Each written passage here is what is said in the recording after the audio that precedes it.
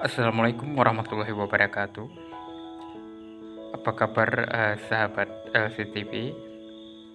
Kembali lagi saya hadir di video ini. Saya akan menjelaskan sedikit tentang beberapa perbedaan pemahaman di antara kita semua, yaitu di mana perbedaan kita dalam menanggapi masalah seorang peramal atau juga bisa dikatakan sebagai dukun.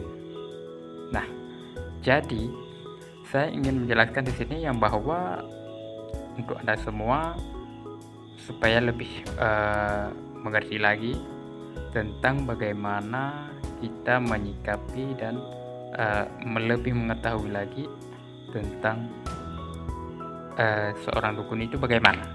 Apakah kamu percaya kepada ramalan seorang dukun, atau kita sama sekali tidak menggubrisnya, atau sama sekali kita tidak menyangkalnya, mengikutinya, dan bahkan kita percaya kepada seorang dukun. Nah, di sini saya sedikit ingin menjelaskan bahwa seorang dukun itu bagaimana. Nah, oleh sebab itu sebelum saya menjelaskan lebih jauh, ada baiknya Anda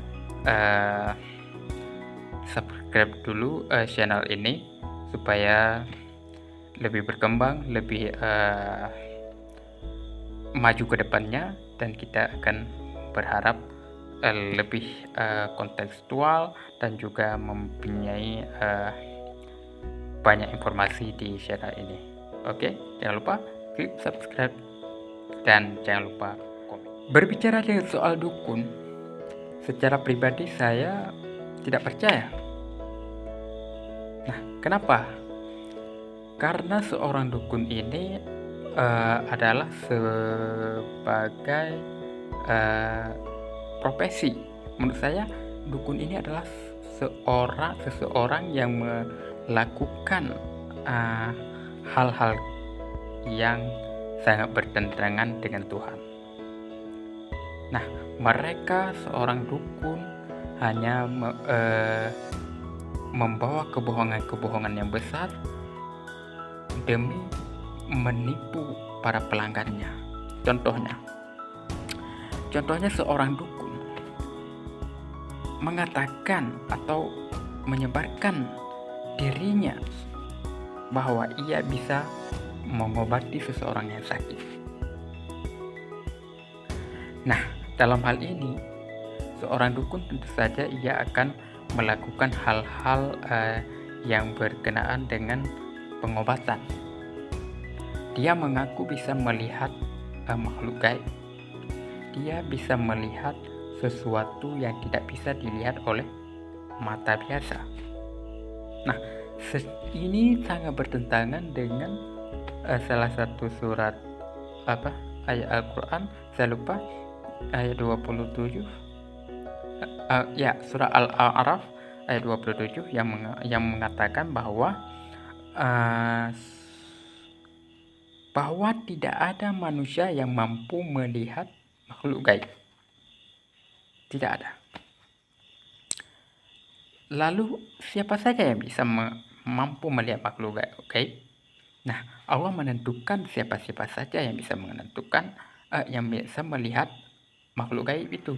Di antaranya yaitu para nabi. Para nabi mampu melihat makhluk gaib. Tapi pada era masa modern ini ada juga yang mengaku bahwa bisa melihat makhluk gaib. Nah, coba Anda pikirkan secara nalar, secara normal, dan secara sadar. Apa bedanya dia dengan kita? Dia biasa-biasa saja dan kita juga biasa saja. Lalu apakah Tuhan memberikan kelebihan kepada manusia biasa yang seperti si dukun ini yang melakukan banyak dosa seperti kita juga? Oleh karena itu, secara nalar kita pikir itu adalah sebuah pembohongan yang besar. Nah, bahkan ini yang herannya, banyak juga manusia yang percaya akan hal-hal seperti ini. Aneh. Ada yang datang untuk meminta pertolongan padanya. Bukan kepada Tuhan, tetapi pada para dukun.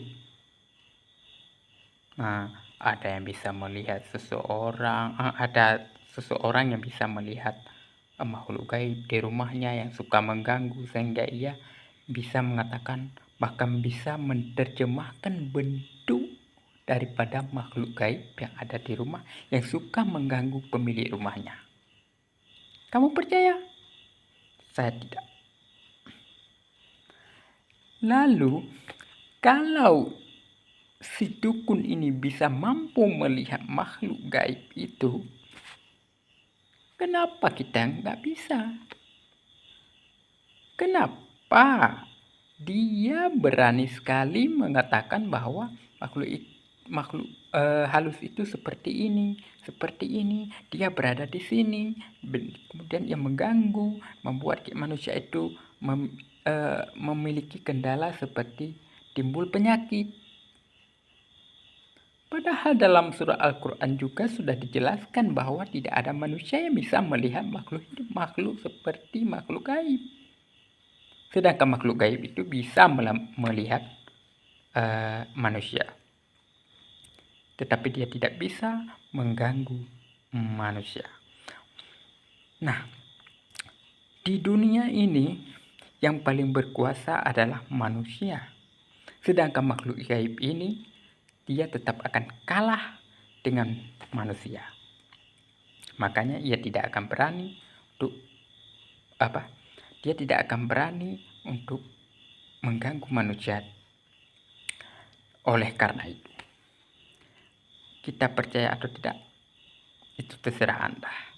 Nah, untuk lebih jelasnya saya akan menjelaskan nanti pada bagian yang kedua tentang makhluk gaib dan tentang dukun ini. Anda percaya, Anda harus berpikir lebih objektif, lebih akurat lagi. Oke? Anda tunggu di channel saya selanjutnya.